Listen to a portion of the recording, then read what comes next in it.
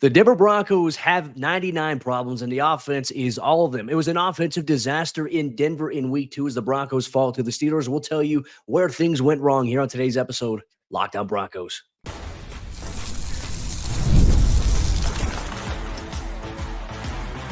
You are Locked On Broncos, your daily Denver Broncos podcast. Part of the Locked On Podcast Network, your team every day.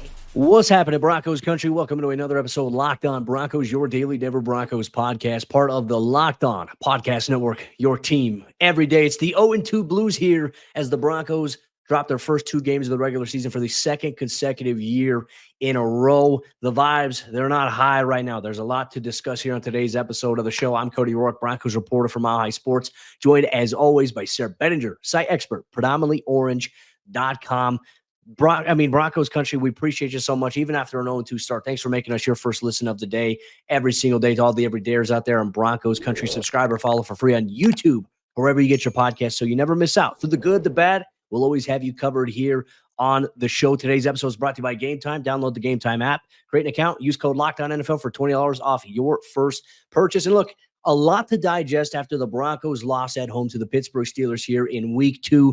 There's no other way to put it except the fact that the Broncos offense was a disaster, really from start to finish. There is a big problem. We mentioned there's 99 problems. Well, Denver's offense is all of those at this point in time after an 0-2 start. Denver's also banged up after this loss. And on top of that, the offense can't do anything to help the defense out when the defense gets some stops. You'll get all of that here on today's post-game report. Sayre, my friend, hey, welcome back to the show. Obviously, Disneyland was probably a better treat than what we saw on Sunday from the Broncos. The offense just continues to be an abysmal function so far through 2 weeks. Very, I can't say uncharacteristic, because this has been what we've seen for the last couple of years here. At least it was Sean Payton under the helm and other years prior. But the Broncos offense just can't move the ball. They couldn't do anything effectively. And now it's becoming a little bit of a problem. And it was a major catalyst into why they lost against the Pittsburgh Steelers, who, look, they had a great defense. We're not taking anything away from them.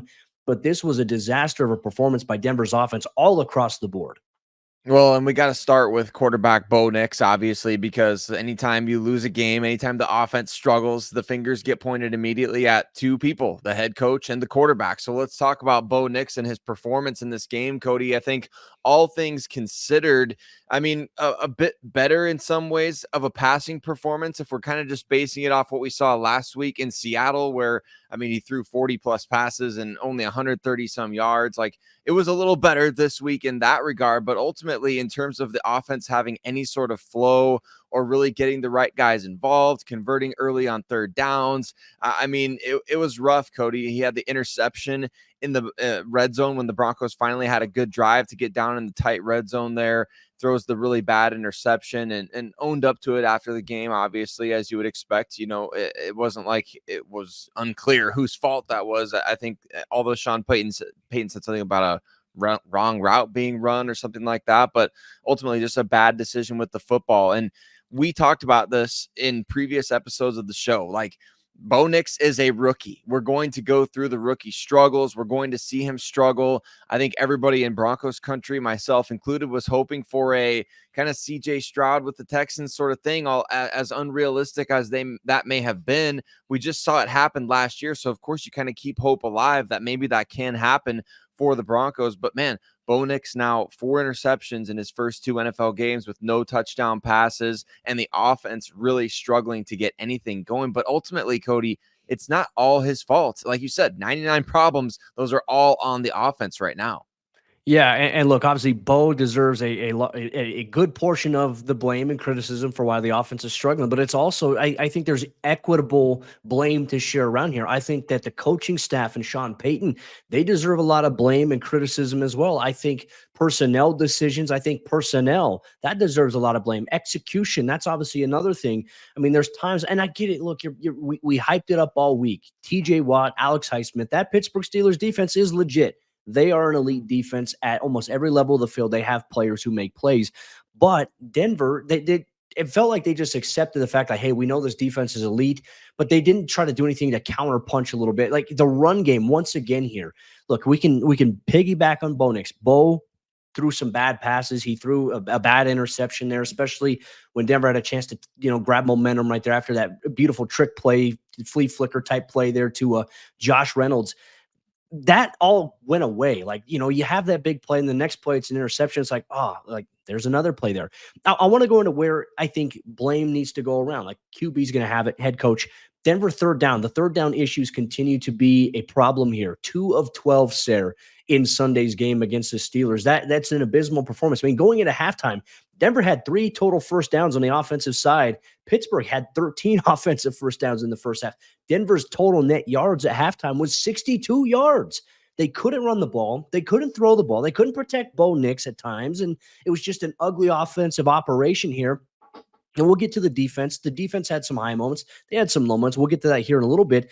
But net yards, you finished the game with 295 net yards. And a lot of this, Sayre, comes from, there's 49 yards on that chunk play from, Bo to Josh Reynolds. And then some, late catches a little bit later on in the game against some soft cushion coverage. Denver had no windows to really effectively throw it. And then you mentioned there were some drops. Greg Dulcich had 2 drops on the afternoon. And I hate to sound like I'm beating a dead horse, but I just couldn't help but wonder. It was like, in Sean Payton's quest to build the best 53-man roster, at what point did you maybe sacrifice the security blanket? I don't want to keep bringing up Tim Patrick, but it's like Tim Patrick could have been a sizable receiver because Greg's really playing wide receiver at this point. He's not really playing tight end. He's playing wide receiver. You have to wonder, Tim's going to maybe make that play. At least he's going to catch a couple of those plays that were drops. Woulda, coulda, shoulda. But the biggest issue here outside of decision-making there by Bo Nix, Sayre, it is the run game. And Javonte Williams continues to struggle. When Bo Nix is your leading rusher, that's a problem. Javonte Williams averaging 1.5 yards per carry, that is a problem. Denver can't run the ball for some reason with Javonte. And the only guy you run the ball effectively well with in Sunday's game, Tyler Beatty, he gets 1 carry for 16 yards. You get a little bit of spark of momentum. And all of a sudden, now he's not even on the field anymore. He didn't even see another carry the rest of the game. To me, the definition of insanity is doing the same thing over and over again. I think the decision-making was a little bit poor on behalf of Sean Payton in this game, and I think there's some valid criticism to be had there right before halftime. You decided to go for it on 4th and 7 versus kicking a field goal. That was problematic. And then don't even get me started on the onside kick stuff at the end of the game. That was frustrating. It was all frustrating. It was a conglomeration of just really rough decisions, things that I would have personally done the opposite of when you're talking about game situations or certain, I guess getting the play in was another real big issue for this team, Cody. We saw the Broncos had to use a couple of timeouts in the second half there. Bo Nix was waving his finger at the sideline like, all right, we got to hurry up and get this play call in. It was right after a really nice play. It was, I think, a 3rd and 1 situation. The Broncos had an opportunity to sustain a pretty good drive here.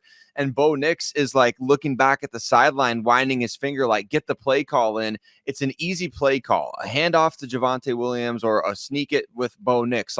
It shouldn't be this complicated, old school West Coast offense. Here's a 19-word play to gain 1 yard on 3rd down. The Steelers were able to time the snap and get a guy untouched into the backfield to tackle Javonte Williams for a loss on a predictable play. Whereas, hey, if you kind of just say, hey, here's this 1-word play, we all know what we're doing. We're handing it off to Javonte. We're going to see where the blitz is coming from, and we're going to run it the opposite direction. That's that easy. And there's a lot of signs piling up right now that the Broncos are a poorly coached team. Not in all phases, just in a lot of little ways, penalties here, penalties there, not getting a play call in here, not being able to sustain a drive here when you finally get some momentum, calling a really bad play when you have an opportunity to score in the red zone. I don't understand a lot of these things that are happening, Cody. And you're right. Over the course of the last year plus now, I've been number one fan on the Sean Payton train, saying hey, this is a Super Bowl winning head coach. This guy has had multiple elite offenses through different eras of football. He's finally got a quarterback that he wants. Let's go. Let's see what he can do. And yes, it is early, but at the same time, the evidence is piling up of a little bit of hubris on the part of Sean Payton, in my opinion, over the course of the last year plus. Like you mentioned, the Tim Patrick situation. We called out Albert Okwuegbunam all last year. You could point to any number of different situations this year, from Marvin Mims not getting the touches, Lil Jordan Humphrey getting more targets than Cortland Sutton in this game. There's so many different little things that's just I don't know if it's habit or, like you said, insanity, doing the same thing over and over, expecting these different results. Broncos country, let us know how you feel. Definitely a frustrating performance here on the offensive side of the ball. A disaster class, if we're going to call it that, as the Broncos lose 13-6 to the Pittsburgh Steelers at home. The Broncos defense, they had their moments. They had some good, they had some bad, but overall, the Broncos defense gave them a chance to win this game. If the offense could have capitalized that, we'll talk about why the Denver defense can't sustain drives at the rate in which they have to because of the offensive struggles here on today's episode, Locked On Broncos. Broncos country, today's post-game report is brought to you by our friends over there at Prize Picks. And Prize Picks is daily fantasy sports done right. Prize Picks, they are America's #1 daily fantasy sports app with over 5 million active members and users. They're also the most exciting and easiest way to play daily fantasy sports because unlike other apps, it's just you against the numbers. And inside the Prize Picks app, you just choose 4 to 6 player stat projections. You choose more or less than, and then you watch your winnings roll in, all inside an app that's super easy to use and most of all, easy to navigate. Prize Picks is the only real money daily fantasy platform with an injury insurance policy. So if you have a player who leaves the game with an injury in the first half, your picks are still in play inside of Prize Picks. And Prize Picks, they also invented the flex play, which means that you can still cash out if your lineup isn't perfect, and you can double your money even if one of your picks doesn't hit. So download the Prize Picks app today and use code LOCKEDONNFL and get $50 instantly when you play $5. That's code LOCKEDONNFL on Prize Picks to get $50 instantly when you play $5. You don't even need to win to receive the $50 bonus. It's guaranteed. Prize Picks, run your game. Today's episode of the show is also brought to you by our friends over there at DoorDash, and get your local and national favorites delivered directly to your doorstep on game days. Football is finally back, which means that it's time to order your favorite game day food whenever you want, whether you're staying home or whether you're going to a friend's house. You don't want to show up to a friend's house, or you don't want people to show up to your place and there not be food for the big game on Sundays, Mondays, Thursdays, or whenever there is a big time football game. So make sure you check out some of your local favorites. My personal favorite here in Denver, I love Walter's 303 Pizzeria. It is fantastic. They got locations in downtown Denver. They got location in Littleton. That is my go-to on game day. When I'm not at the stadium, if the Broncos are on the road, I'll have them send me a pizza through the DoorDash app, and you get it delivered directly to your doorstep. So make sure you check it out. Use promo code LOCKEDFALL24 for 50% off up to a $10 value when you spend $15 or more on your first order. It's a limited time offer. Terms apply. Promo is not valid for orders containing alcohol. DoorDash, your door to game day greatness, your door to more. Download the DoorDash app now to order your game day favorites. Must be 21 or older to order alcohol. Drink responsibly. Alcohol only available in select markets. The Denver Broncos have actually won 2 halves in the first 2 games that they've played this season. The first half against Seattle, the second half against Pittsburgh. Unfortunately, the offense has not been able to do its part while the defense has done its part. We're going to break down the defensive performance in Sunday's loss against the Pittsburgh Steelers and what the offense maybe could have done to help these guys out, because Cody, they played hard in that second half on Sunday afternoon. But Broncos country, thanks so much for joining in and making us your first listen of the day every single day. We appreciate you so much, especially those of you that take the time to subscribe wherever you listen to podcasts or over on YouTube. If you haven't done so already, join the community over there. And for your second listen, better check out Locked On NFL for everything else that's going on around the league right now. There's a lot of twists and turns, things that we didn't expect to see. Unfortunately, the Broncos now, Cody, in sole possession of last place in the AFC West. And I think obviously we know the offense is largely, if not solely, to blame. Like you said, 99 reasons, and they're all the offense at this point. The defense didn't get off to the best start against the Pittsburgh Steelers. Justin Fields and that unit had some success after an early 3-and-out. They came back out, had a couple of really nice drives there in the first half. This defense, though, kind of buckled down in the second half. Like I said, the Broncos won the second half of this game 6-3. They played pretty well defensively. What did you see from that unit in this particular matchup, Cody, that maybe went right at times and then went wrong, I guess, at the overall performance? Yeah, I felt like the run defense at times they got crucial stops, but then there are a couple plays where Justin Fields gets outside. I think Denver Zach Allen I thought stood out to me on just watching it live in the press box. Zach Allen stood out quite a bit. I mean, I think Denver's defensive line did pretty good considering the fact that John Franklin Myers exited the game early with a concussion, and all of a sudden things kind of changed. Baron Browning exited the game with a foot injury. That changed things in the second half there in terms of who started and who was in the rotation. We'll highlight some of the injuries a little bit later on here in the show, but defensively, I think the thing that stands out to me, especially in the second half, there, right? Pittsburgh, they deferred. They got the ball. I mean, they scored really kind of right before half, and then they got the ball back coming out of halftime. And Denver has no momentum at that point. And it's like, hey, the defense may have to score a touchdown in order for Denver to have a chance in this game. Like 10-0 early on for Denver felt like a death sentence in the first quarter. And that wasn't really anything on the defense. And really, Pittsburgh's only touchdown that they had, I thought it was a well-placed throw there by Justin Fields. It was kind of back shoulder to the tight end, and it was tough positioning there against PJ Locke. And it's like, all right, hey, from that point forward, Denver buckled down. There were a couple, obviously, I think penalties were a huge issue in this game. Pat Surtain has had a rough couple of weeks in terms of the penalty department, in terms of penalties thrown on him. I feel like some of them are subjective. You can say, okay, you can make the argument, okay, I can maybe see a defensive holding there.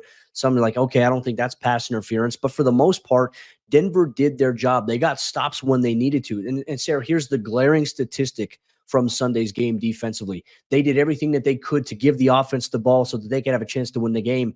6 of the Steelers' 7 second-half possessions resulted in a punt. There was one field goal that they had, and maybe the score would have been 10-6 at that point. Some of those other decisions early on, the non-decisions to kick a field goal, I think loom large. The decision to go for a fourth down. Heck, if Bo doesn't throw an interception in the red zone, all of a sudden things maybe change in this game. But Denver's defense did everything that they could to give this team a chance to win. And unfortunately, the offense couldn't capitalize. But this creates a little bit of a bigger problem here going forward. Denver, defensively, as good as they played, right? At this rate, the time of possession, the frequency in which they are on the field versus when the offense is coming on or off the field themselves, it's too high. We talked about this being a little bit of a problem against the Seahawks. Certainly was a problem here on Sunday. This is something that they cannot sustain all season long. It's absolutely not. I mean, 32 minutes, 19 seconds time of possession for the Steelers as opposed to 27 minutes, 41 seconds for the Broncos. The Broncos 0 for 3 in red zone attempts, 2 turnovers compared to 0 for the Pittsburgh Steelers. So when you talk about a defense that only allowed 4 of 13 third downs, like that's a really good rate. Of stopping a team on third down. 4 of 13, only 110 passing yards in the entire game. And on top of that, it's not like the Steelers were running buck wild on the Broncos, averaging 3.9 yards per carry in this game. So the numbers all add up to the offense being the one to blame. Like you're holding them to 4 of 13 on third downs. It's the offense that's going 0 for 3 in the red zone and having 2 turnovers. And it's not the defense's fault that they're not able to. Remember last year, Cody, we talked about it during that winning streak. Like, man, the defense is setting up the offense with all these opportunities that they wouldn't otherwise be getting when they're having 4 or 5 turnovers a game. You just can't rely on that in the NFL. You got to take care of the ball and protect your defense as well and allow these guys to do what they do best, because you mentioned it. Zach Allen, 4 quarterback hits in this game. Jonah Ellis had his first sack and a couple of TFLs as well. Nick Bonito getting behind the line of scrimmage. We saw a lot of Broncos defensive players making plays at or behind the line of scrimmage in this game. They figured out, how to attack Justin Fields after that one, maybe 2 successful drives early on. 6 of the let me just pull up the statistic here once again. 6 of 7 possessions in the second half, man. I mean, the Steelers punting, and that's giving your offense every opportunity to go out there and take a game, especially you're playing at home. So there's so much going well for this defense right now. I guess if there's anything the Broncos can hang their hat on, it's that side of the ball.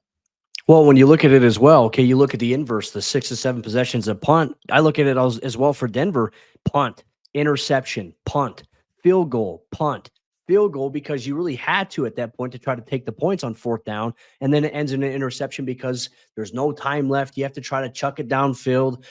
I don't care too much about like, okay, hey, there's no time left on the clock, 1 second. You're trying to if it gets picked off on a Hail Mary, okay, it is what it is.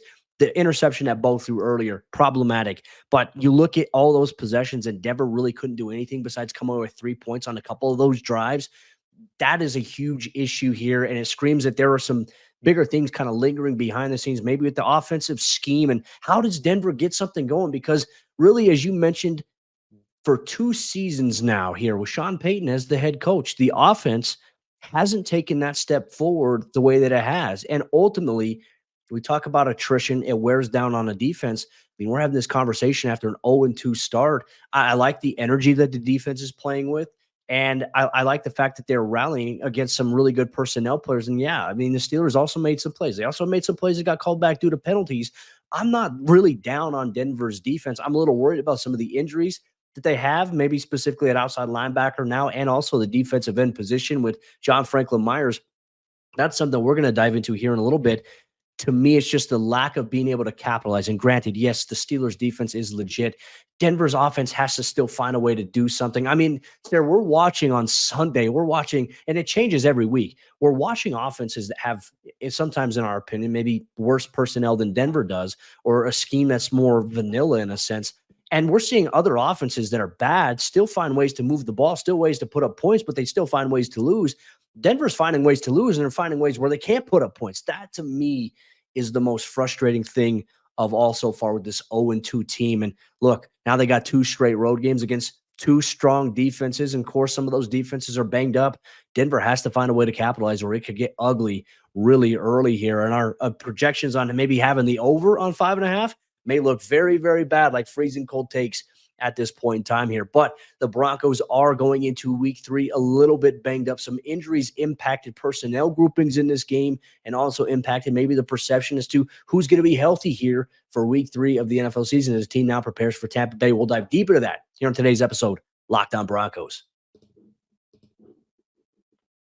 Today's episode, Locked On Broncos, is brought to you by our friends over there at the Game Time app. And Game Time makes it easier for you to go see your favorite sporting events, concerts, comedy, theater, and everything that's going on in your area inside of the Game Time app. And they also have a new feature called Game Time Picks, which makes getting tickets to your favorite live events even easier. Game Time Picks, they filter out the fluff, so they only show you the incredible deals that you get on great seats, so you don't have to filter through time searching through thousands of different tickets, thousands of different seats. They find the best ones for you inside the Game Time app. And on top of that, you can go check out the Broncos playing at home on Sundays. If you're a Broncos fan that's in Tampa Bay, you want to catch the next game. You're a Broncos fan in New York that wants to catch the game in the Meadowlands here. In the next 2 weeks, the Broncos will have games on the road. So go check them out and get tickets through the Game Time app exclusively. They also have the lowest price guarantee, or Game Time will credit you 110% of the difference. So take the guesswork out of buying tickets with Game Time. Download the Game Time app today. Create an account.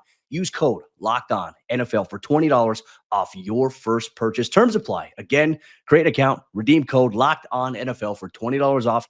Download Game Time today. What time is it? Game time.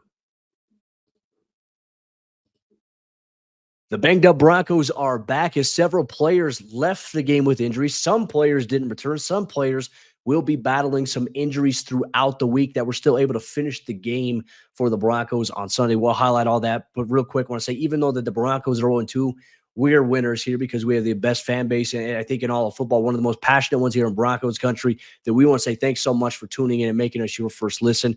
You know, these post-game reports after a loss, they're never fun to do. The commentary often at times, it's negative. It's frustrating. There's a lot of emotion involved, but we're going to be here the entire season. Whether the Broncos win, whether they lose, Locked On Broncos is always going to be here. So we appreciate you so much.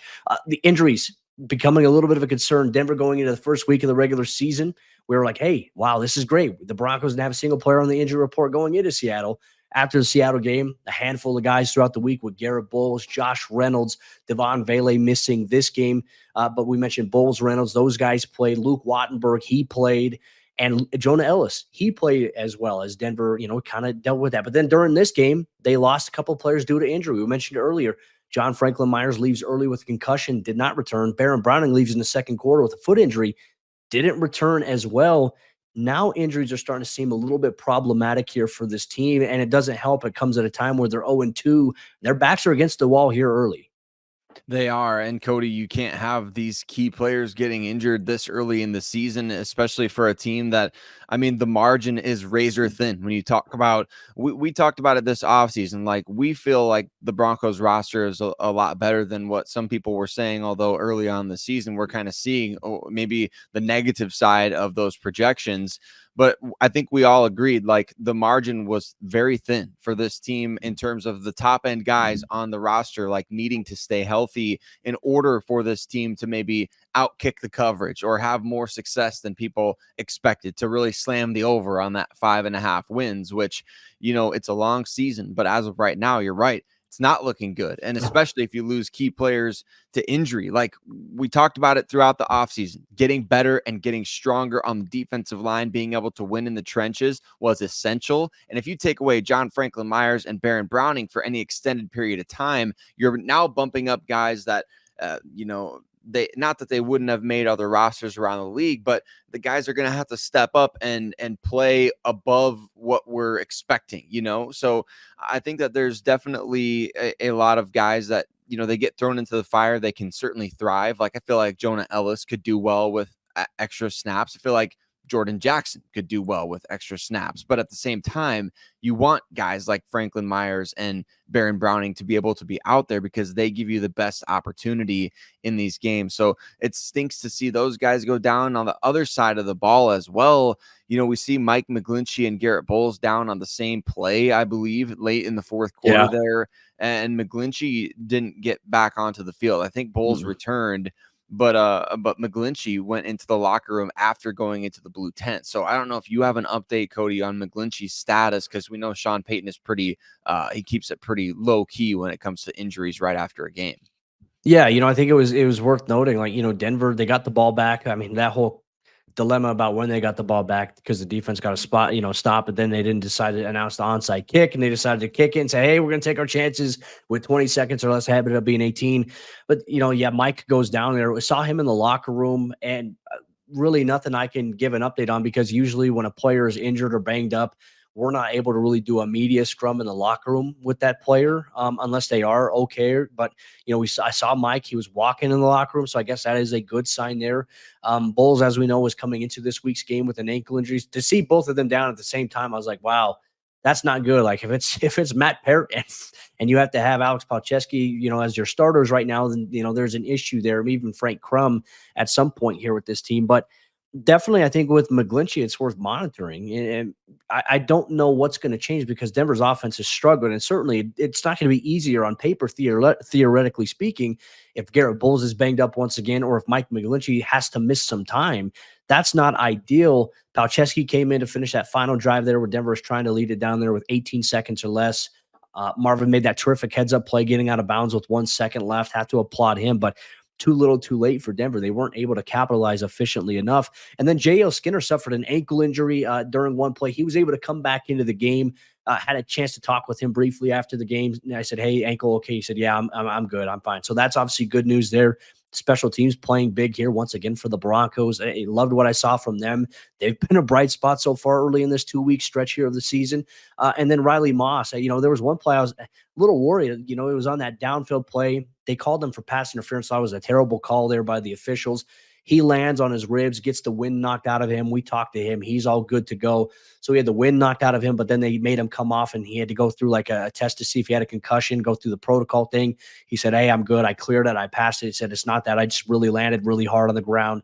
Wind knocked out of me. He was able to come back in and finish the game, which you love to see that. But definitely injuries piling up a little bit here. You have to hope that Baron Browning's able to come back. John Franklin Myers will go through concussion protocol this week. So we'll see what maybe his status is going to be for Sunday's game against the Tampa Bay Buccaneers in week 3 of the NFL season. And Baker Mayfield and that team, they're playing a little bit, you know, with fire right now. You know, they went on the road and won a game against the Detroit Lions, and but they're banged up too on the injury side of things. So we'll see where things are at here with this team going forward. But it only gets tougher for the Broncos, and certainly you want guys kind of at full health. And we'll see. Maybe Devon Vele, does he make progress in terms of coming back this week? Right now, I don't think it matters, because Denver's offense, it's so one-dimensional, and there's so many questions. And I really think, Sayre, that's going to kind of segue into our tease for tomorrow's episode of the show. And I think it gives chance for Broncos fans to respond. After a year and a half, almost 2 seasons now, Sean Payton running the offense, Is the Broncos offensive issue, is it a Sean Payton problem or is it a personnel problem or all of the above? We're going to dive deep into that. Plus some of the decision making, as Sean Payton says, some changes are coming. How much of that is on him, though? We'll debate and discuss that on tomorrow's episode. Lockdown Broncos, Broncos Country. Appreciate you for rocking with us through the wins, through the losses. I know it's frustrating, but we appreciate you so much. Keep the conversation going here as we continue to monitor this team here. Lockdown Broncos. We'll see you tomorrow.